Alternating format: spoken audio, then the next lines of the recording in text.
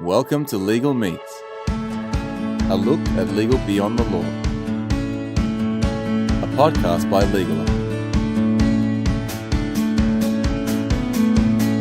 On this episode of Legal Meets, we meet Jordan Furlong, the leading analyst of the global legal market. He's the writer behind the popular Law 21 blog, as well as the recent book, Law is a Buyer's Market, Building a Client-First Law Firm.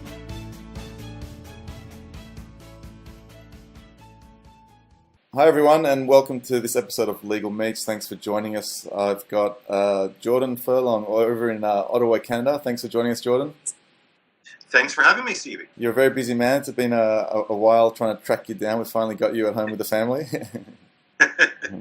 Yeah, well, it's all good. It's amazing. Honestly, the Trans-Pacific and Atlantic connection on this is just amazing. My father always used to say, whenever I would complain about any kind of technology, he'd say it's a miracle it works at all. And it's true. It's a miracle it works at all. Well, I think you must be losing count. Maybe the third or fourth Canadian we've had on Legal Meets. So there must be something brewing. Must be something in the water. So that's a very good sign for the Canadians over there. We just wanted to kind of start. Obviously, we always start the show by trying to get an insight into these crazy lawyers. If you were approached by TED Talks tomorrow and they said, Jordan, we want you to present, but you couldn't talk about the stuff you talk about mostly to people all the time, legal technology and the state of the legal industry, what is it that you would talk about? Wow, that's a good one. Geez. I think you're probably talking about a couple of things.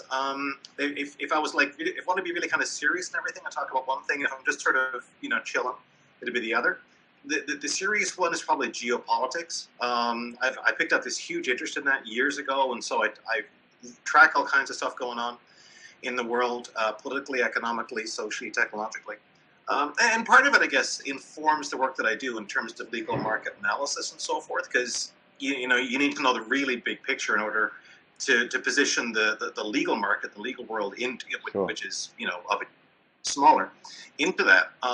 So I probably spend more time on that than I should. It's not the most uplifting thing in the world to do. If I'm chilling, I'll probably talk baseball. Right, okay. I've been a baseball fan since I was early teenager. What's your local team there? What's the team that you follow?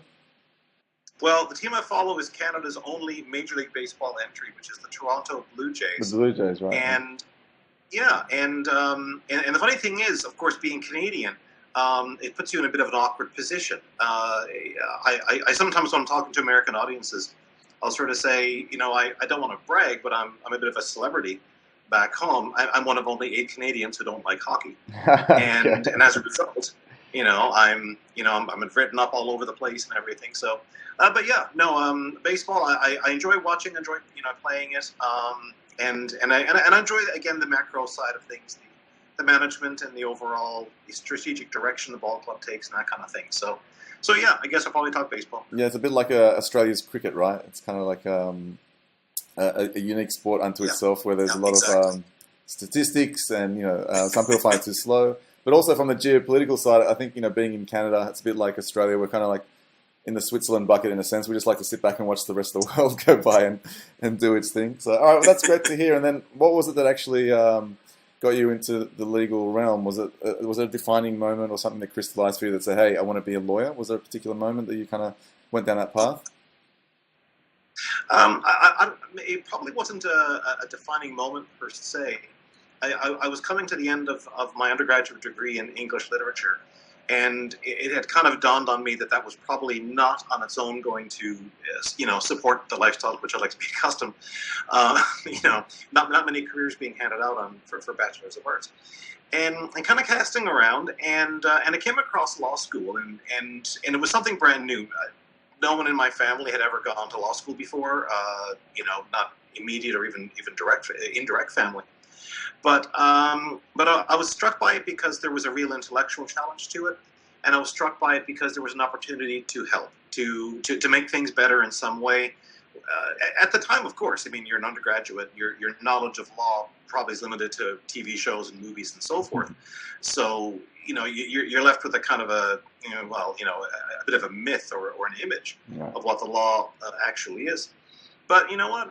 That turned out to be exactly what it offered. It was intellectually challenging and engaging, and lots of opportunities to make a difference, to contribute, to be of value to people or institutions or communities that need it. So it was really one of those things where I just kept knocking on a number of doors, and eventually the law door opened up, and it turned out to be the right one. So yeah. Well, I think it's worked out very well for you. And speaking of the arts degree, there's a lot of commentary about law degrees becoming the new arts degree, with the number of lawyers that are there, and then some of the, I guess, ominous propositions. And you spend a lot of your time talking to industry folk, to law firms, to all walks of life about the changing face of the industry. And your latest book that you've got out, called "Law is a Buyer's Market: Building a Client-First Law Firm." So that's really, I guess, putting a different spin on what has existed previously. So there's a lot of shifting and changing in the market from technology, from market forces. But has the tide really shifted that far across that it's now completely a buyer's market in terms of the clients are holding the cards? So take us through your unpack the book for us a little bit. No, it's a really good question, and it's a question Ed Walters of Fastcase posted to me one day as well. He said, "Is it actually a buyer's market?"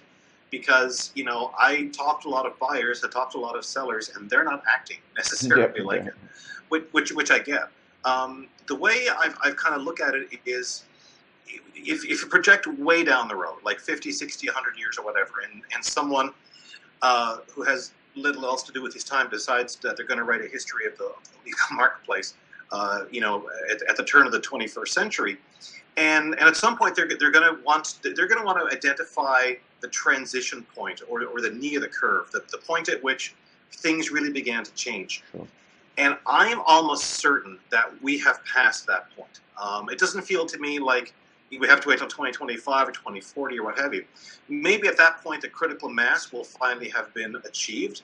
We'll get that kind of. It will have shifted to the point where everybody just kind of accepts it as normal, right? There won't be any of this any of the new normal stuff. It'll just be, this is the way things are. So you've had the I guess the seismic shift, and now you've it's bubbling up, right? You've got the tsunamis and whatever else kind of appearing. Like the real shift has happened, but now people are kind of really taking notice. Yeah, that's what it feels like to me. Is that we've already kind of made that shift. The new technologies that have enabled so many new ways of doing work have established themselves. New competitors have come into the market. New options have come into the market, and they have survived, and in some cases have thrived. Law firms are already making adjustments to the way they work. And what's actually interesting, Stevie, to me is that, and the adjustment part, I mean, I see that in the U.S. certainly, and definitely in the U.K., to a lesser extent in Canada, but really seeing it in Australia. I was struck by that the whole new law concept, quote unquote, and you can trace that actually back to Australia, and who kind of coined that phrase. And to the degree law firms are responding well to the changes in the market, from my perspective, it's to the extent that they are identifying these new law aspects and they are integrating or incorporating them into their own firms and how they do things, which is great, which is exactly what smart incumbents should be doing. Yeah. So, pardon me. And so again, for that reason, that's why I sort of say, we've passed that transition point now, and I think especially because I can't see any circumstance under which all these trends are going to stop or they're going to reverse. Right? I don't see technology getting. I don't think we've peaked in terms of what tech can do. I don't think clients have said, "Oh, we're good now. We don't need any more options. We're happy with the price we're paying." I don't get the sense that we're there, but I do think we are irrevocably on our way there, and that's why I think we've passed that point. It's a buyer's market. It's early in the buyer's market, but I think that's where we are, and I think we're going to be there for a little while yet. Okay, great. And then one of the things that obviously really stems from the buyer side, and this. Probably, apart from baseball, it's probably another conversation you have on a daily basis. But the whole the pricing conversation. It's obviously again going back to who's holding the cards. For the longest time, both the commodity and the structure of the business of law hasn't really changed so much. Some argue, all the way to Hammurabi's code, the 4,000 years ago, nothing's really changed. But I remember you put up a blog post on Law 21, your very successful blog, and the title was "The Problem with Value Pricing." And I just remember the comments, kind of like it was like you could just feel there was this stirring of the pot, and you're getting some really different takes from all across the industry. And then which kind of, I guess, drove you to write a follow-up the very next day, which was also very interesting, called "The Rise of Market Pricing." So again, a very a sore point for from both sides of the fence. Some incumbent kind of, I guess, law firms that kind of look at there's no way to kind of get away from this kind of the chain to this billable hour and whatever else. Just again, explain to us what the difference is in those two kinds of pricing, and then and what you're actually seeing. Again, similar to what you were just suggesting about it being a buyer's market and something shifting. Has this shift happened as well, or is it just something that people are kind of talking on a high level about? Yeah, the pricing shift is probably coming a little bit later for a bunch of reasons. It feels like that's a kind of a latter element to the way the market is changing. You are seeing some shifts in how pricing works, but it's slower than it might be for a reason which I'll get to. I'll sort of push that aside for the moment and return to it at the end of my thoughts. With regard to the shift, those posts on value market pricing, the first thing, and I probably should have made this clear when I first wrote the post, and I kind of had to make it clear retroactively in the follow-up, is that I personally have no dog in the hunt. I'm not a devotee or an opponent of value pricing per se. I know that those who are believers in value pricing are really serious believers in it, and they can back that up. They said, look, we have done this on a number of occasions. It has worked with these in this framework, in these operations. So it was not my intention, and still isn't, to discredit value pricing. The thrust behind the first post was to say the problem with value pricing is that it's really hard for anybody, lawyer or client, to identify what value is really all about. The lawyers, to a certain extent, struggle with this because they say, well, I have to bill my work by my time and my effort and so forth, because I don't, as the lawyer, have a clear sense of how much value am I contributing, right? Because at the end of the day, value is something that the client or the customer has to make the call on. Yeah. But even from the point of view of the client or the customer, right, it's very difficult for someone, except in very straightforward circumstances, to be able to peg a value to say, yes, this last will and testament was worth X dollars to me, right? Who knows how much it's actually worth? Something like that has extraordinary intangible value, but how do you actually put a and sometimes you don't know that until it's like either too early or too late, right? It's hard to know at the onset of the matter where it's going to lead to, what you're going to actually do for the client, where it's going to be litigation, or if it's going to be whatever else. So it's hard to kind of judge that as well. Well, and one of the points I made was that one of the issues with value pricing as a concept, again, not to be critical of it necessarily, but you look at think about the kind of legal work which is incredibly valuable, and that is, like for instance, family law, divorce work, child custody, child support, or often tragically related to that, domestic violence issues and protection, and spousal and child protection, criminal defense work of all kinds, immigration, refugee work. I think we would probably say that the value that the lawyer provides in these cases is off the charts. Yeah. But these are some of the lowest paid lawyers in the business, right? And then you contrast that with your Wall Street M&A lawyer, who's churning out all these hours and shuffling papers and doing transactions, making really large amounts of money, Yeah. right?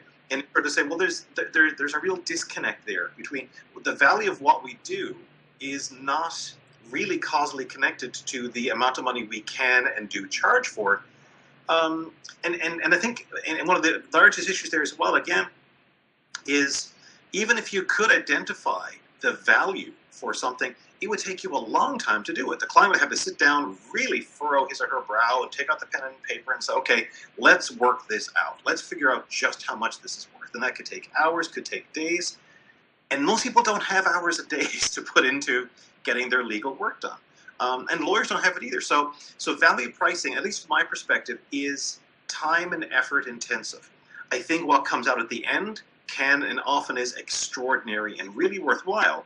But it's just my sense that most people are just not going to put in the time. Yeah. Whether they should or they shouldn't, they're not going to. And that kind of led to the second post, which is market pricing is essentially, what is the market going to pay for this? And that's not just amount, that's not just quantum, but it's also methodology, right? I mean, what we've seen, obviously the fact that there are so many lawyers with several car garages indicates that people will pay what they have to pay to get the legal services that they need. But at the same time, and people are content to pay that, I guess, because they do. But the client and customer objections to variable pricing, pricing that you just don't know how much it's going to cost till it's all over. As a friend of mine says, it's like you buy a ticket on an airplane, you don't know how much the fare is going to be until you land. or where you're going. Yeah, exactly. Right. So market pricing basically is like any other kind of market. We're going to have several types of competitors. We've already got that now. I think we're going to have more. We're going to have different methodologies for calculating value, delivering value. We're going to have, as we're already seeing, a fragmentation of supply, whereas some suppliers, say law firms, are going to be doing more and more high-end specialized niche work, and more of these providers, some of them in the new law category, some of them simply in the commoditized law category, saying we're going to do chunks or chains or segments or whatever of particular aspects as well. And when you've got multiple buyers and you have multiple sellers, you got an actual market, right? And so people at the end of the day, they're going to say, I'm going to pay for this only what it's worth to me. And what's worth to the people at any given time is always going to be variable. And that's what markets are for, right? It's one of the reasons why we don't allow law firms to set fee schedules anymore, which is this crazy idea which continued for an incredibly long time, where sellers basically said in concert, this is how much we're going to charge for these kinds of services. That's not a market, right? That's a monopoly situation. And we don't have that anymore. I don't think we're going to have that again. Do you think that's the underlying issue is that in the past you haven't been able to actually, even again, going back to a buyer's market, you haven't actually been able to shop around as a buyer, comparing prices, or, it's a bit like how long's a piece of string. So a lot of other industries, accounting, and, they've slowly shifted to this kind of, whether it's fixed fees or packages or milestones, that kind of really try to break it down somewhat more. Us as a startup, we, engage fixed fee lawyers all the time, and we even have a retainer where it's only a minimal kind of, it sounds odd, a startup with a retainer, it's like, counterintuitive, but you pay a minimal fee, works out over the year, like just over, or depending on what law you're comparing to, almost like 1 hour's work, really. So you're paying like $10, a week or something, right? And so at the end of it, but you've got a lawyer on tap, and so that works out really economical. But the lawyer actually has, again, a lot of people and a lot of excess, I guess, resources from people not using the service as well, because they don't always need a lawyer. It's a bit like that insurance model, right? It's developing as well.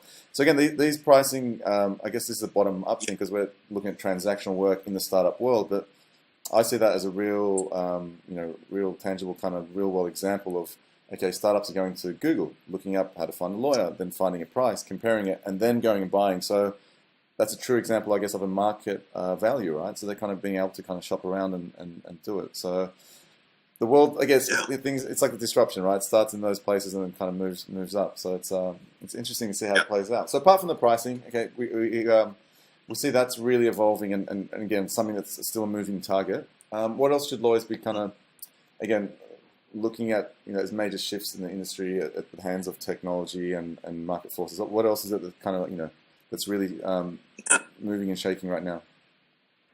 Well, you mentioned technology, and for me, I come across a lot of lawyers, and they say, "Oh, technology," roll their eyes, another new upgrade, another training, whatever, and I get that.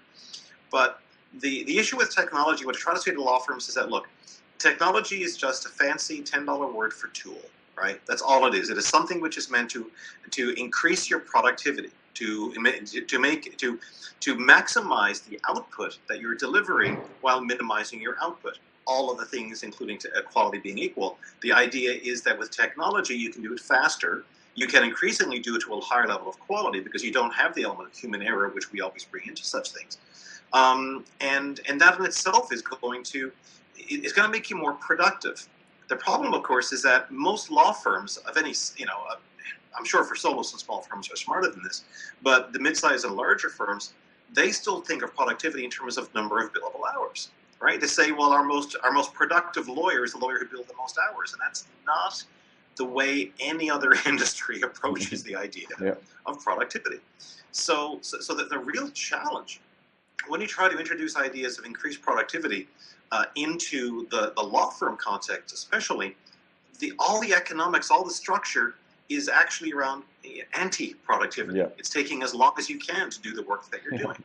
And so that's a problem. And it's a problem because it's an immovable force. Sorry, it's an unstoppable force hitting an immovable object. Yeah.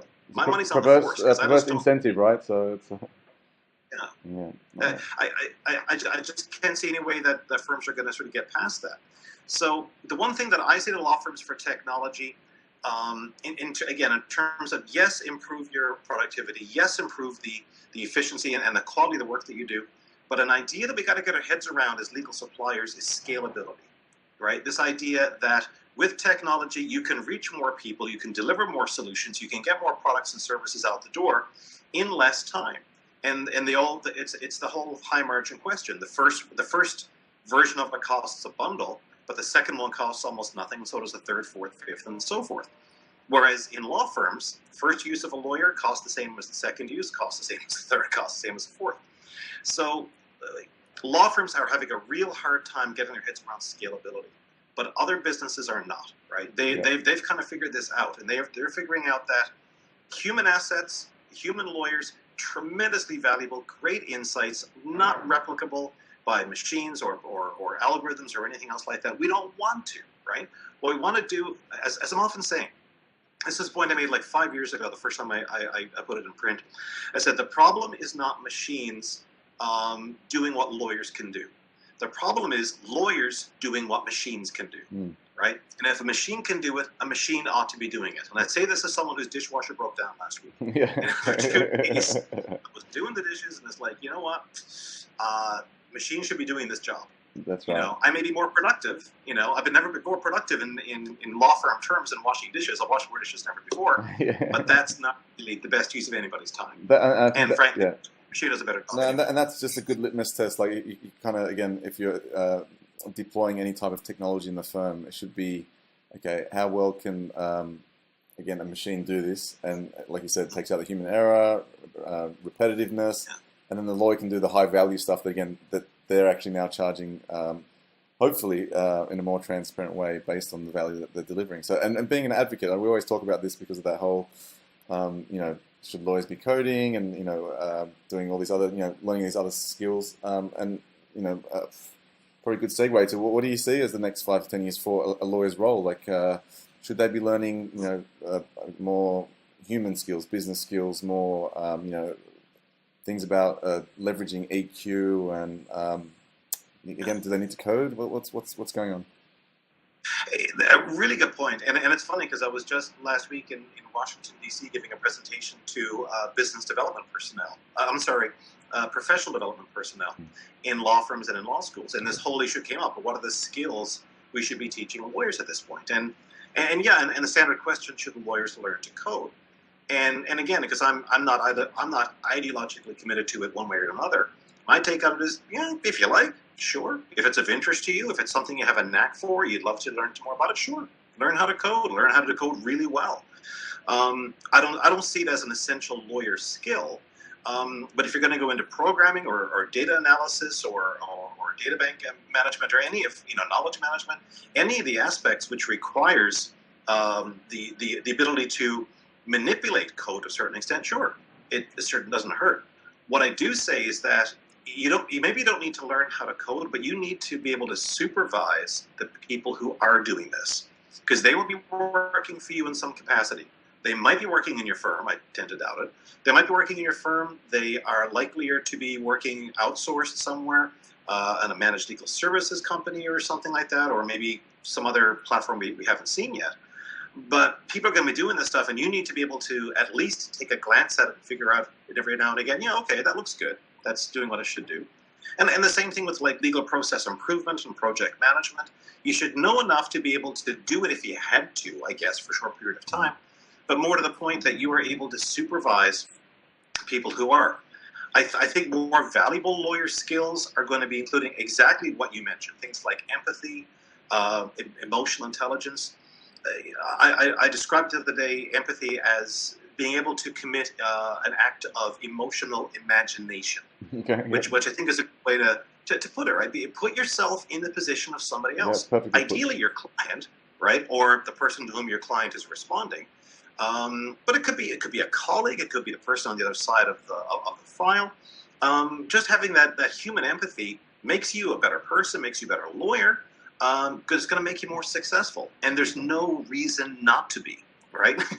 People sort of say, well, why should lawyers have more empathy? And I say, why should they not? Yeah. Well, going back right? to the dishwasher analogy, what can machines do better? Well, that's where we have a clear advantage, right? So that's where, for the foreseeable future, there's this talk about the rise of AI and whatever else, which we'll talk about shortly. But again, for the foreseeable future, it's something that humans do really well, and that's kind of use their imagination and creativity, strategic, thought based on, summing up a situation and empathy for their client. So that's good to know.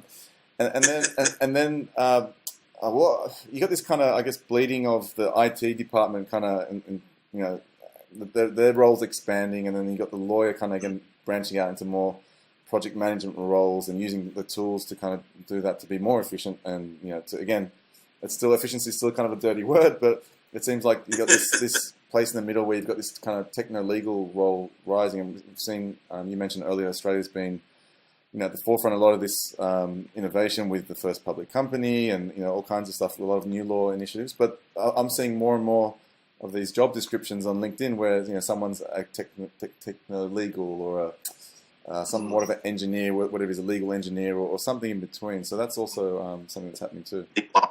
And so forth, which is really important too. Yep. Absolutely. It's a some of it is the whole idea of the T-shaped lawyer, which I think is really important and more schools need to pay attention to. But a lot of it is simply recognizing that, and this is one of the reasons why I wrote the book that I did, and I called it what I did, in terms of building a client-first law firm. Because if you frame your law firm or your law practice, and this doesn't matter if you're a solo or you're a 5,000 lawyer firm. If you base yourself around and attach yourself and focus yourself on the client and the solutions that the client needs, right? What does the client actually need? And once you identify what that need is, the next question is, what is the best way for us to meet that need? Mm-hmm. And sometimes the best way to meet that need is to send a lawyer in all by him or herself and do the whole thing, because it happens to be something which is high in strategy or counsel or advocacy or analysis, something like that. But a lot of the times you may say, the best answer for you is actually based on this software program. The best answer for you is through this procedure that we've got this service to do. Identify what is the best way to meet that need and how can we gather the resources together to deliver that and to coordinate all those resources and be the provider around which all of this coalesces. And for that reason, you're the one that the client comes to that says, look, I got a problem. I got an issue. I got an obstacle. I got a challenge. I got something in my way, and I need someone to help me get out of it. And I think that clients aren't looking for robots or computers to be lawyers for them, but they are looking for lawyers or any legal services provider to be able to give them the solutions they need with whatever the most appropriate, proportionate tool or process or methodology is available to them, right? Because that's what I would expect too, as a client, as a customer of any kind. I expect the people who are selling me these services to be at the top of their game and to use everything available to them. And that's where I think we need to be as lawyers. Well, that's where e-discovery is probably a good example, right? The client doesn't really care how many treasure troves of boxes of files or whatever you have to kind of delve into, or who you have to send into the library to do research. You've got platforms again popping up that are kind of taking the role of the lawyer in those instances, and they're generally, not to say lower value work, but the work that can actually a computer can do far greater, and then a lawyer can do a better job of analyzing that data or that information, and again pulling up more strategic thoughts. So it's definitely changing. But you mentioned the T-shaped lawyer, which is also, again, you spend a lot of time talking to law students as well. That's something interesting that's developed, in I guess maybe through, again, a lot of tech companies and this multifaceted jack of all trades kind of role, but and not being so siloed with their skill set. That's something that millennials are kind of obviously coming out of law schools more well equipped, but maybe less placements right now. You wrote something that I'm really interested in because of, again, we're building newer technology for how lawyers deliver their services. So we're really interested in millennials that are used to having everything on FaceTime and using video for Snapchat and whatever else. So you wrote a really cool white paper that I really enjoyed, the role of the millennial lawyer, and I guess and that lawyers on demand. Yeah, and that kind of takes into account, I guess, both sides, because you've got a millennial client that's also on the rise as well, right? And going back to how we as a company get our legal services, there's someone else out there who's used to getting all their services on demand, on starting their journey on Google and whatever else. So how do you think millennials are actually changing, I guess, the industry from both inside the firms? Because I know a lot of law firms are now trying to change their culture. The millennials are bringing technology into the firm and going, hey, well, this is a really backwards way of doing something. I've been using technology for this for 10 years or so. So what are you seeing, millennials kind of contributing to this shift? Yeah, a really good point, actually, Stevie, that it's on both the client and the lawyer side, or both the buyer and the seller side. And it's probably acting and happening first on the buyer side, at least for like in-house counsel and corporations and so forth, because generally speaking, there's a promotional system whereby you start here, you move up, it's a hierarchy, someday hopefully you get into the top job. But as a general counsel, you hit like 60, 65, maybe 66 the most, you're like, I'm out of here, thanks, I got a pension, I got a cottage somewhere, I'm going to go see the grandkids, whatever.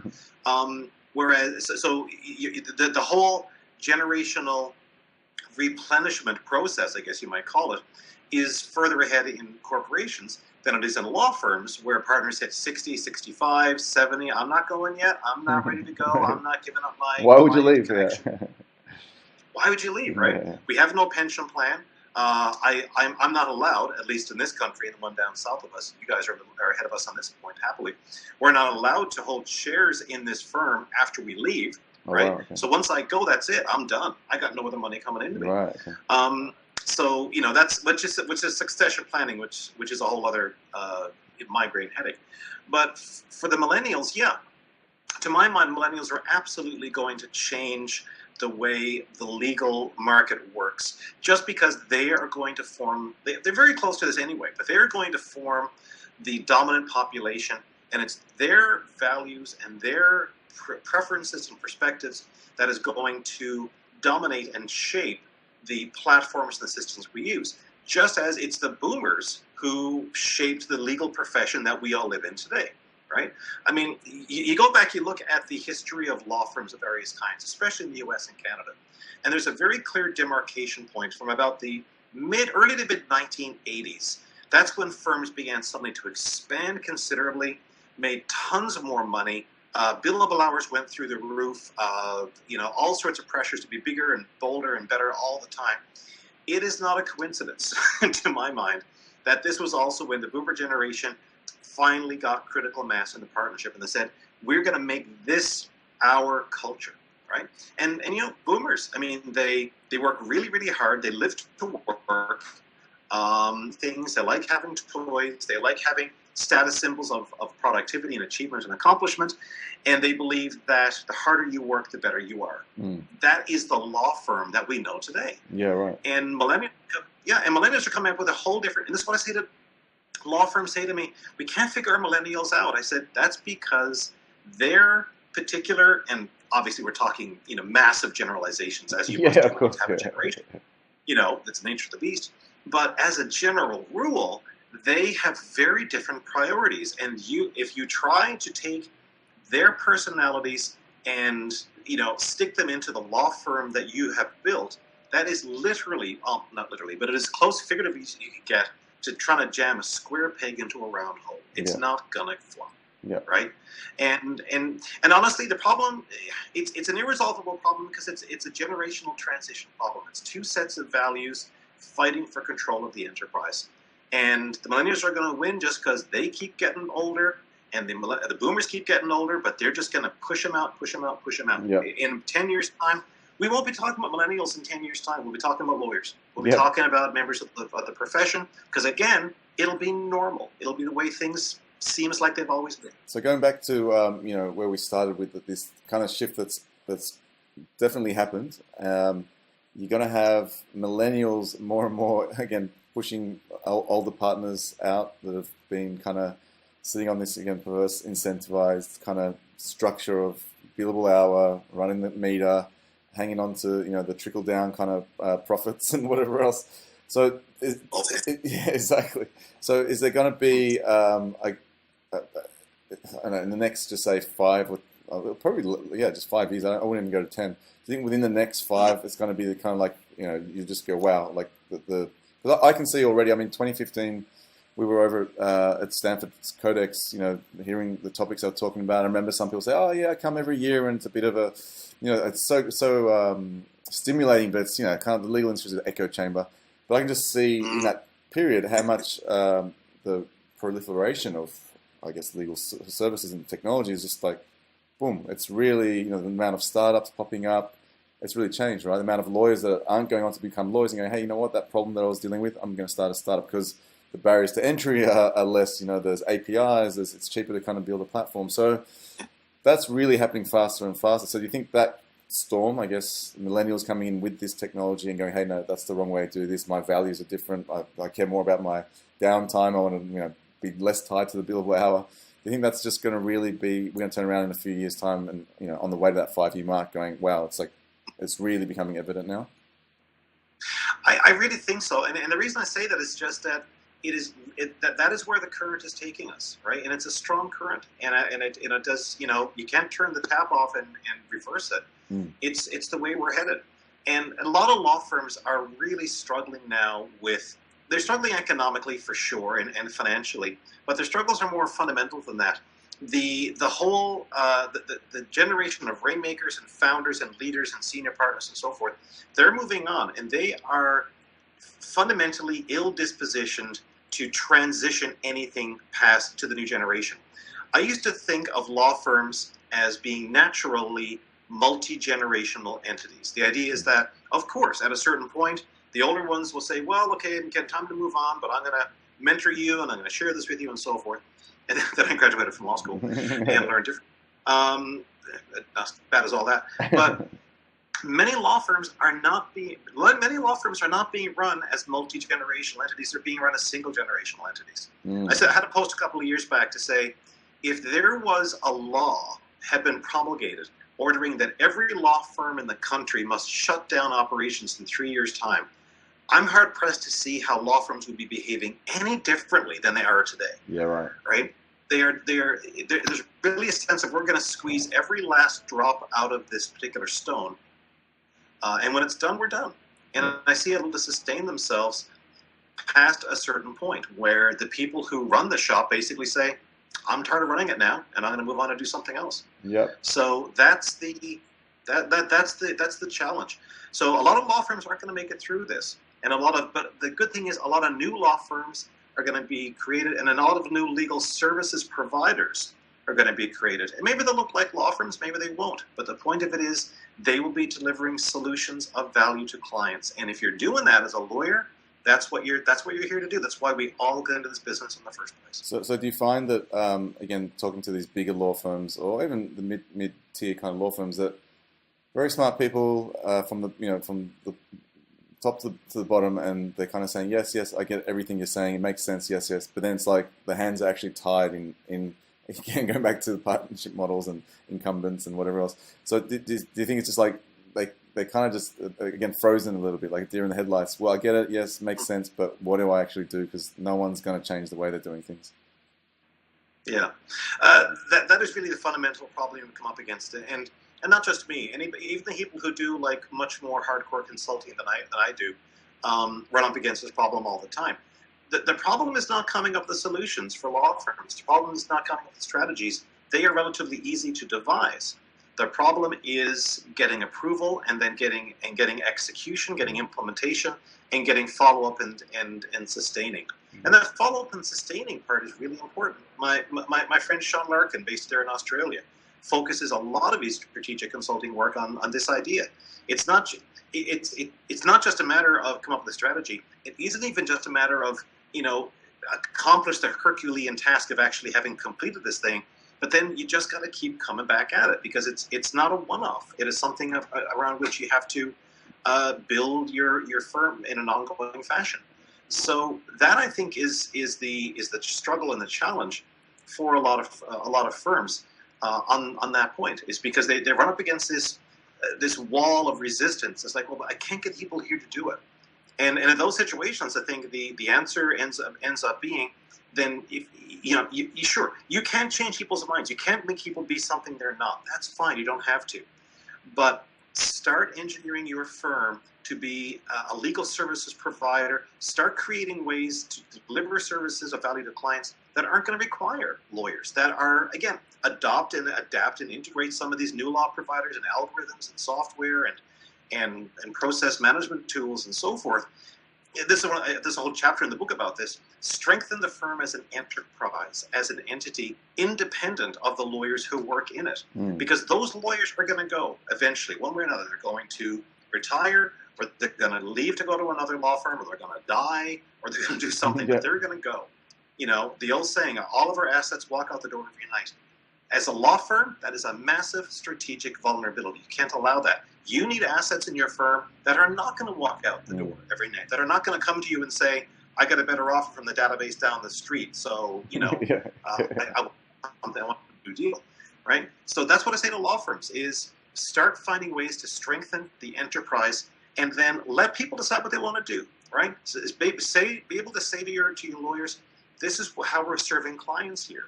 And if you want to be part of that, that's fabulous. We want you here because you're so great and you're so good at what you do. But if you really don't want to be part of this approach we're taking, there's plenty of other law firms that do. So we want to invite you to check them out and go there with our best wishes. And so, on that topic, you've got, again, recently PwC's done some interesting things. You've got the Big Four in the accounting world, kind of, again, encroaching on traditionally both legal services, but also they're kind of creating this cross-disciplinarian kind of offering where you've got basically the whole gamut of professional services in one place, which can also provide an advantage over just being a law firm. So where are you seeing that tussle how's that playing out? We've got, again, the big guys coming to the table and law firms kind of trying to either differentiate or specialize, but how's that going to go? Are the law firms bringing on more other skill sets and professional services as well? Well, I wish they would, and I wish they were doing that. I'm not seeing that to the extent I would like. Okay. The Big Four, and the Big Four is not a competitive issue for every lawyer, maybe not even necessarily for many lawyers. But for a number of lawyers and a number of firms, they are a significant competitive issue, and they bring tremendous assets. I mean, number one, the brand's incredibly strong, incredibly powerful, much more stronger than any legal brand anywhere. The size and the breadth, it goes almost without saying, right? I mean, the smallest Big Four accounting firm is over 120,000 people working for it. These are monoliths. The money they have to spend, of course, off the charts.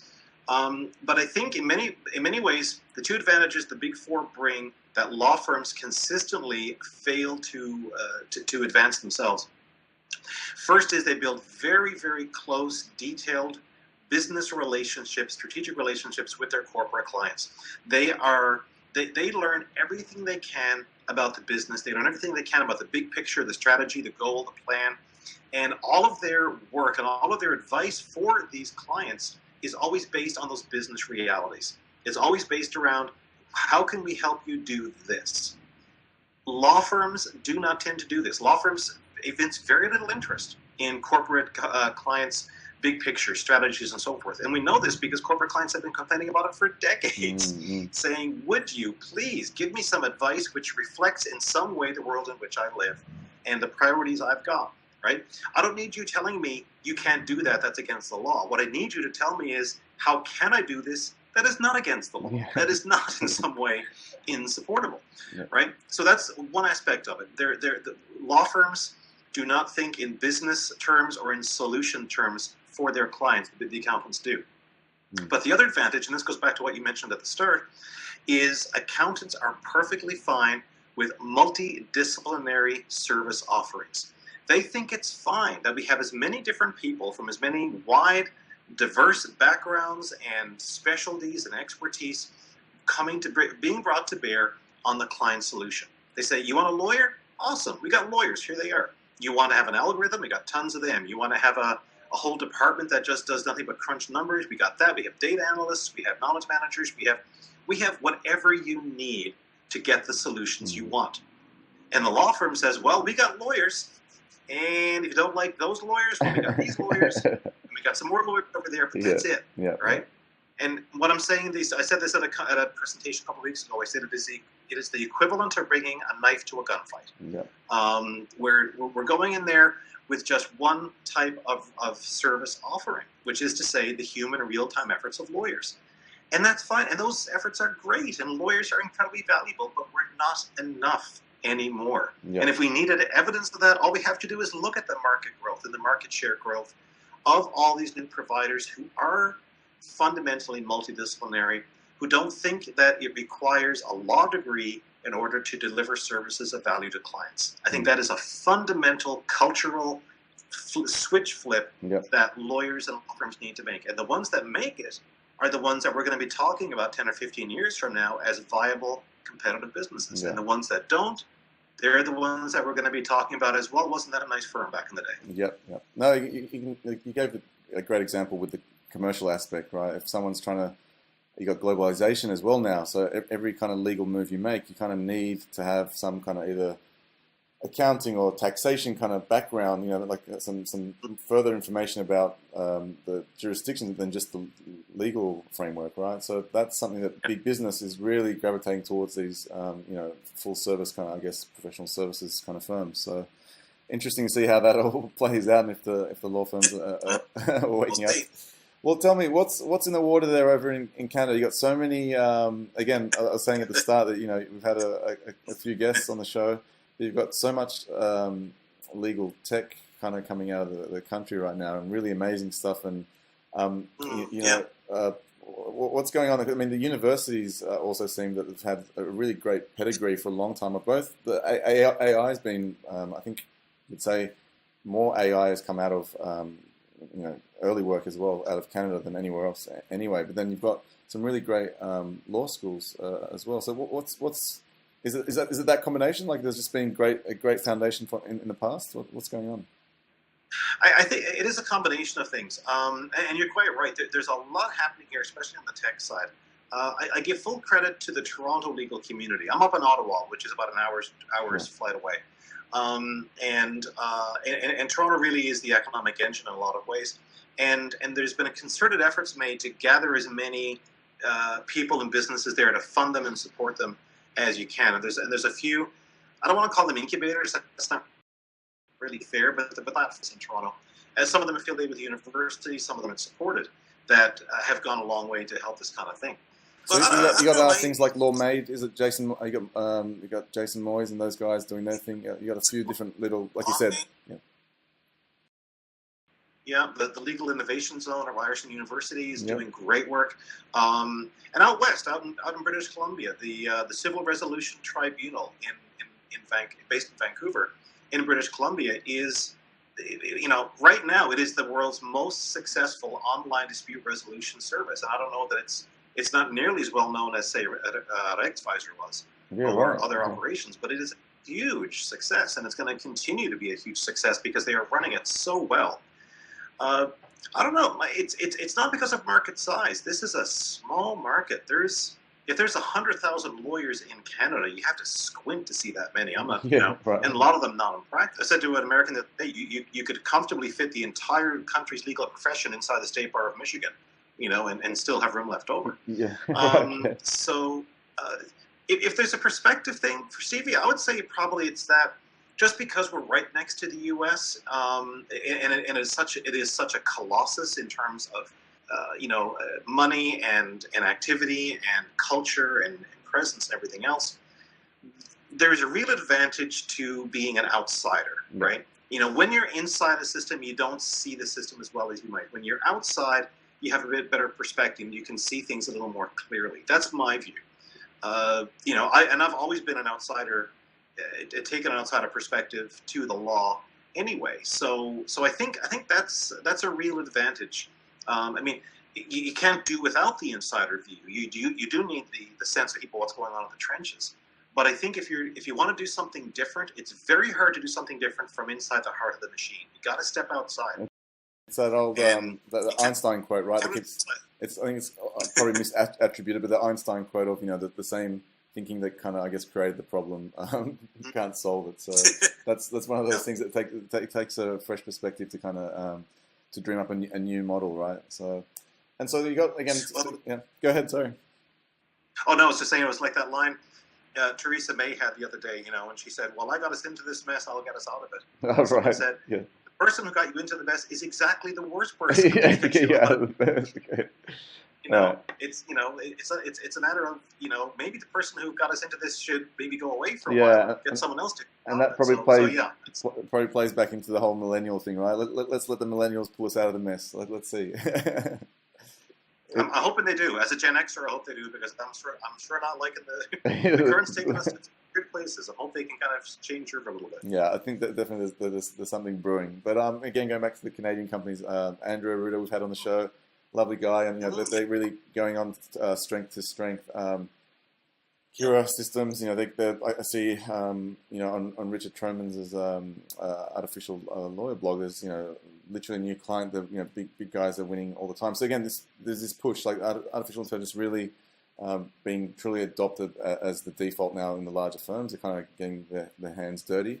Randy Goebels again, who's also advising Ross from Canada. Again, I haven't seen the guts of it, but his AI development, apparently has passed the bar exam in Japan, which is both scary and phenomenal and exciting at the same time. So an incredible feat there. So what's your take on this whole, law firms using AI? Like, where does it actually sit? Should they all be jumping on it? Is it something that is going to see more or less lawyers? What's the whole AI story? Well, and it's a good point, and it's funny you sort of mentioned, IBM Watson were able to pass the bar in Japan. The general counsel, I think, of IBM was talking about Watson a few years ago. This was before Ross had come around and started to get commercial applications, and he made this fairly famous statement to say that that Watson could pass the bar right now. And the funny thing is, within months, he was also quoted as being a fierce opponent of non-lawyer ownership of law firms. All right. I'm like, hey. You got a bit of a disconnect here, okay? I think maybe you have a slight conflict in terms of what you're promoting. Yeah. I also said at the time, if Watson can pass the bar exam, I think that may say more about the bar exam than it does about Watson. That's necessarily. True. Yeah. And that if that helps to point up exactly how inadequate the bar admissions and process and the competence assessment process for new lawyers is, then all to the good. AI is wild and cool and excellent and interesting and fun. At 3 Geeks in a Law blog, they often write some very smart posts. I think Ryan McLeod does this a lot, where he says, just for fun, every time you see AI in a conversation, replace it with Magic Unicorn. Or something like this. Well, a Magic Unicorn can now analyze documentation for legal issues or something like that. That's awesome. Okay. And he's pointing that, we ascribe to AI all these extraordinary properties. And some of them really are extraordinary. But I wrote a post a few months back saying, the thing about AI is it's really just technology. And technology is just a $10 word for tool. And for me, the stuff that AI can do now is extraordinary. The things that eDiscovery can do, and Kira, and Diligence Engine, all of this kind of stuff, it really is, for me, it's remarkable, right? I'm 50, and I remember a time when everything was DOS based, and if you wanted to, if you want to get a file from one computer to another, you use the sneaker net, across the room. So for me, it's amazing and it's extraordinary. But for someone who right now is, entering her grade 11 or grade 12 year at high school, and maybe thinking I'm going to go to law school someday, by the time she is a senior associate at a law firm somewhere, the stuff we're talking about now, she'll be like, oh yeah, that's fine. eDiscovery, well, yeah. It'll just be like electricity, right, in the background. It'll just be normal. Yeah, exactly. It's part of the wiring. It's just the way things are. I think before we know it, a lot of AI is going to be just the way things fundamentally are. What they will do is, and this is what Michael Mills at Neotologic, really important point he made, innovation destroys hours. And that is a central challenge. It goes back to the issue I mentioned earlier. If you become more productive, then you run up against the fundamental purpose of the law firm machine. And if you have innovations which allow you to do things faster, then you are creating a completely different dynamic for how you're going to deliver value to your clients, and how you're going to be able to justify and show the value that you're making. And AI is going to accelerate that process. I think it's going to, right now, machines and software are capable of doing things that 10 years ago only a lawyer could do. And if I'd said that to someone 15, 20 years ago, they would have said science fiction. Not going to happen, right? And I think we're going to find that what AI will do in spurts, in bits and pieces, right? Going back to that great line by another Canadian, William Gibson, to whom it's attributed, the future's already here, it's unevenly distributed. It's the same thing. Some areas of AI leaps and bounds. Other ones are going to be struggling to, make any kind of headway, which is fine. But the bottom line is going to be, there'll be an acceleration of the process by which lawyers will be doing work that machines ought to be doing instead, right? Today, that's a very small category. AI is going to widen that category pretty considerably. It's not going to widen it completely. I don't ever see that happening. I don't see why we want to worry about it. Yep. To me, it's like the more that AI can do, the better, because if it increases productivity, then it means more solutions for more people, more affordably, faster. And that is exactly what the legal profession should be throwing itself into as its purpose and raison d'etre. If that is where we're focused on our efforts, more solutions, more people, faster, and more affordably, we will have nothing to worry about. But that is not where a lot of lawyers are focused, and it's the ones who are not focused on that, they're the ones in danger, to my mind. All right. Well, it seems like the writing's on the wall. That's become very, very clear. So let's see how it all plays out in the next, again, 3 to 5 years. I think it's going to be an exciting time to be in the legal industry. So, Jordan, thanks for all the insights you've shared. I'm going to kind of finish off with a couple quick-fire questions just to kind of see where things are at with your computers, and you're kind of traveling a lot. You're in hotel rooms. What are you on? You're on Android, Windows, or iOS? iOS. I switched to Mac when I first started this gig back in 2009. My sister, who's a Mac aficionado, and we all know at least one. Yeah. She's the go-to. She's a genius bar, right? Exactly. She said, you gotta give it a shot. I said, okay, I'll give it a shot. And within like a week, it's like, I'm never going back. So yeah, I have so many products. It's just embarrassing, to be honest. Yeah, don't worry. I'm in the same boat. So yeah. And that's that whole going back to user experience. With this technology that the law firms should be bringing on board. If they can be successful in making that, even from the other side, from the client, what clients see, like going somewhere to sign documents, these kinds of meetings. If you make that really simple, then you really reduce the friction and the distance between the lawyer and the client. So hopefully that's something that firms and legal tech companies are doing really well. So apart from your phone, again, what is one bit of technology that you can't live without? Something that's with you on your travels, or is there something that you kind of really rely on? You know what? I always come back to, and I think I either wrote or said about this the other day. It's like we take the telephone. It is crazy how, again, a piece of technology without which nothing else would be possible. But it's absolutely, it's background noise. It's something we take for granted. And the way we use it is different too, right? When I was a kid, the phone would ring. We'd all run. I got it. Yeah. You know, race to get the phone. These days, 90% of when our landline rings, it's a telemarketer or it's whatever. Might as well unplug it's it, the right? opposite. We almost do work. But you know what? I always come back to it because it's like radio, right? You know, television did not supplant radio. The internet did not supplant radio. It's just too good, too perfect a technology. Same thing with the telephone. And the funny thing is, it's also when the power goes out, right? And it always does. It's all, you know, if you watch that Revolution series on TV, someday it'll never come back on, and then we won't have to worry about AI at all. But you know what? When your computer doesn't work, when your iPhone runs out of battery, whatever, but you got a telephone you can pick up that's mechanical. Maybe it's plastic, it's metal, doesn't matter. But it plugs into the wall, and the wall plugs into the city, and the city plugs into the world, and you can talk to someone. I say, you know, the telephone.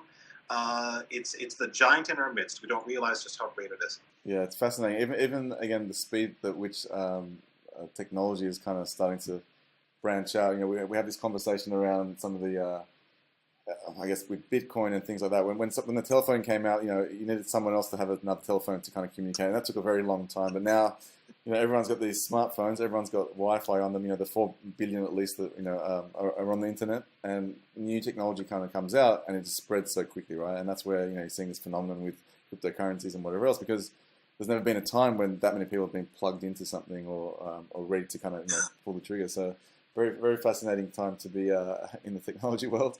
And then is there any other kind of, I guess, ritual that kind of keeps you sane? Again, whether it's, you know, in your travels or just in a daily routine, a cup of joe in the morning. Is there something you do? Gosh, no, I'm actually not a very interesting person, to be honest with you. You know, for me, I mean, I guess I go back to the fundamentals. You know, I'm on the road because I have to be, because, you know, that's the kind of work that I do. I give presentations and I speak to people in law firms and so forth. But as I said, in my book, I'm either happiest at home or on my way there. Oh, yeah.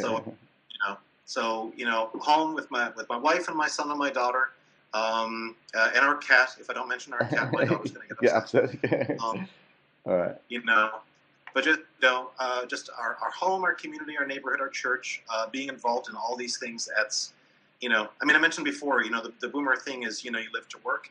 I'm more of the millennial thing. You work to live. Yeah. And awesome. You know, and I'm fortunate to live where I do and to be able to do the things that I do, and to have, you know, people at home that I come home to. So that's what keeps me grounded, and that's what keeps me going. That's great to hear. Well, we better actually let you get back to your happy place, because we've kept you long enough and it's late in the evening.